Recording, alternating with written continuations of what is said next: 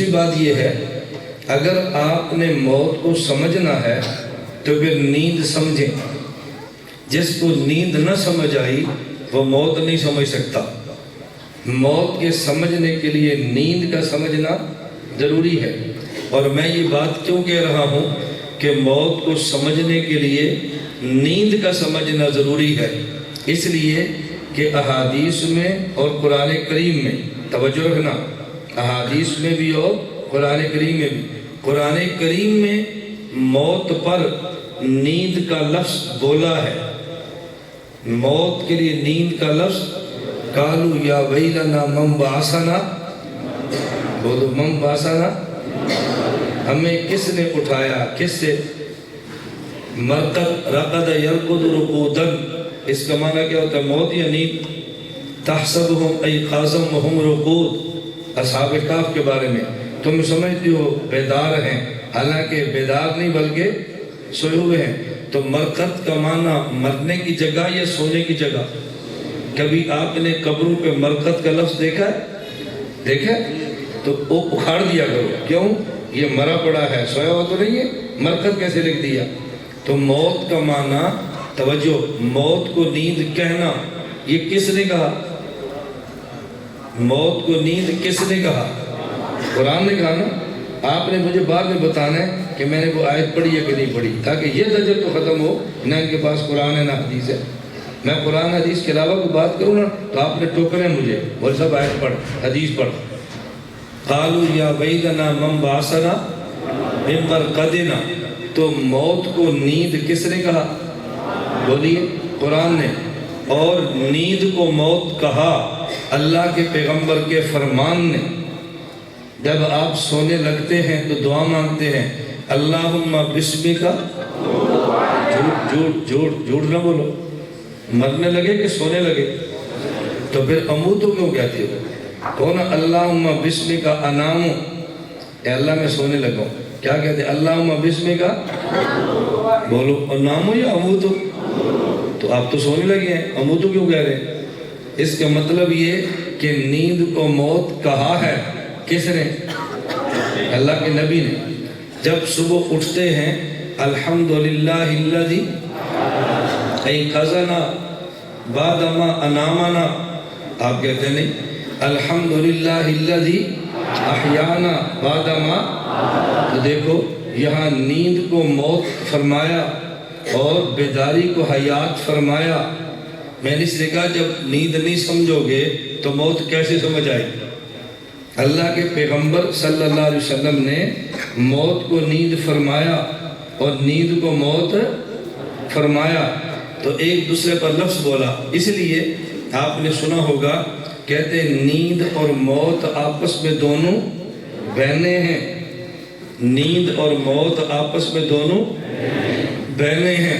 ہم مانتے ہیں بہنے کا معنی کہ ایک جیسی ہے۔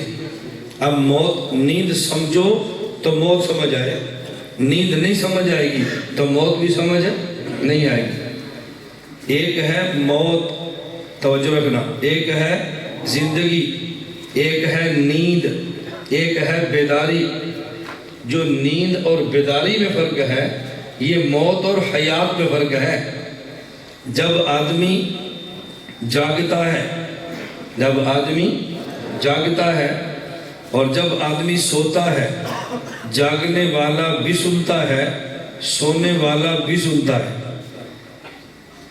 جاگنے والا بھی سنتا ہے، سونے والا بھی سنتا ہے۔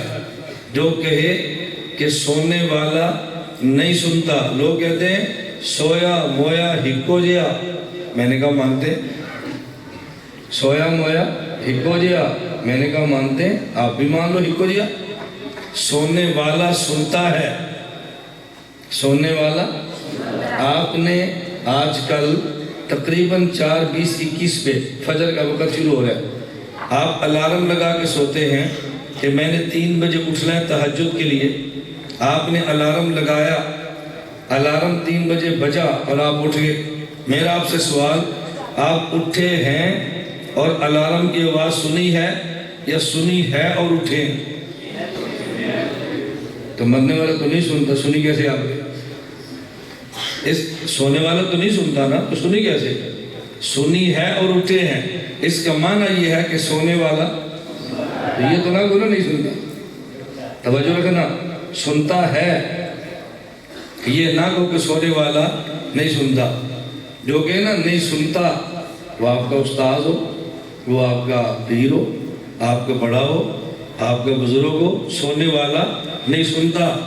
جب وہ سو جائے نا تو پھر دروازے کو کھٹکانا، اماں پوچھے گی کیوں کہ وہ بڑا کو سنتا ہے، سوتے ہیں، پھر دیکھنا آپ کا حشر کیا ہے۔ تو میں عرض کر رہا تھا کہ سونے والا، بولو سونے والا سنتا ہے، توجہ رکھنا۔ اب بتاؤ سونے والا سنتا تو ہے، وہ زندہ ہوتا ہے یا نہیں؟ سونے والا سنتا بھی ہے اور زندہ بھی ہے۔ میرا سوال، آپ سونے والے کو جو زندہ مانتے ہیں، سونے والے کو زندہ، یہ قرآن میں ہے کہ سونے والا زندہ ہوتا ہے؟ حدیث میں ہے کہ جو سوئے وہ زندہ ہے۔ آپ سونے والے کو زندہ مانتے ہیں، کیوں؟ اس کی زندگی آنکھوں سے نظر آتی ہے، اس کی زندگی آنکھوں سے نظر آتی ہے، اس کی زندگی ایسے نبض ہاتھ میں پکڑو تو پتہ چلتا ہے، کان ساتھ لگاؤ تو آواز آتی ہے۔ تو جو سونے والے کو آپ نے زندہ کہا، اس کی وجہ آنکھ ہے، اس کی وجہ کان ہے، اس کی وجہ ناک ہے، اس کی وجہ آپ کا ہاتھ ہے، اس لیے۔ اور اگر کوئی بندہ سونے والے کو زندہ نہ مانے تو ایسے بندے کو بے ایمان نہیں کہتے، ایسے بندے کو، توجہ رکھنا، بے ایمان نہیں کہتے، ایسے بندے کو اندھا کہہ دیں گے، بے حس کہہ دیں گے۔ کیوں؟ ایک بندہ سویا ہوا ہے تو آپ پوچھتے ہیں زندہ، ایک بندہ کہتے ہیں زندہ نہیں ہے، آپ کہتے ہیں زندہ کیوں؟ اندھا ہے، اس کا پیٹ نہیں دیکھ رہا، اوپر نیچے ہو رہا ہے، اندھا ہے، تجھے نظر نہیں آ رہا۔ یا کہ تو بے ایمان ہے، تجھے نظر نہیں آ رہا، یہ کیا کہو گے؟ اندھا ہے یا بے ایمان کہو گے؟ ایک آدمی سویا ہوا ہے، آپ کہتے ہیں، ایک بندہ کہتا ہے زندہ نہیں ہے، آپ کہتے ہیں زندہ ہے۔ کیوں زندہ ہے؟ خراٹے نہیں سن رہا، تو ڈور ہے؟ نہیں، میں ہنسا نہیں رہا، لطیفے میرا مزاج نہیں، میں بات سمجھا رہا ہوں آپ کو، ہنسانا میری طبیعت نہیں، میں تو مسئلہ سمجھا رہا ہوں۔ آپ کہتے ہیں تو بہرا ہے، یہ زندہ ہے، نبض پکڑی، یہ نہیں زندہ، آپ کیا کہتے ہیں؟ تیرا ہاتھ چھل ہو گیا، تجھے محسوس نہیں ہو رہا نبض چک رہی ہے، کیسے کہتے ہیں؟ آپ یہ نہیں کہتے تو بے ایمان ہے، آپ کہتے ہیں تو بہرا ہے، تو اندھا ہے، تیرا ہاتھ چھل ہے۔ کیوں؟ اس لیے کہ سونے والے کی حیات کا تعلق قرآن سے نہیں ہے، سونے والے کی حیات کا تعلق حدیث سے نہیں ہے، سونے والے کی حیات کا تعلق مشاہدہ سے ہے۔ کس سے ہے؟ مشاہدہ۔ تو میں نے کہا ایک بات یہ سمجھو کہ سونے والا سنتا ہے، سونے والا۔ اب دوسری چوتھی بات میں کہنے لگا، نمبر 1 موت کا معنی، نمبر 2 موت پر نیند اور نیند پر موت کا لفظ، نمبر 3 سونے والا سنتا ہے، نمبر 4 اور سونے والے کی حیات کا انکار، یہ مشاہدے کا انکار ہے، قرآن حدیث کا انکار نہیں۔ توجہ رکھنا۔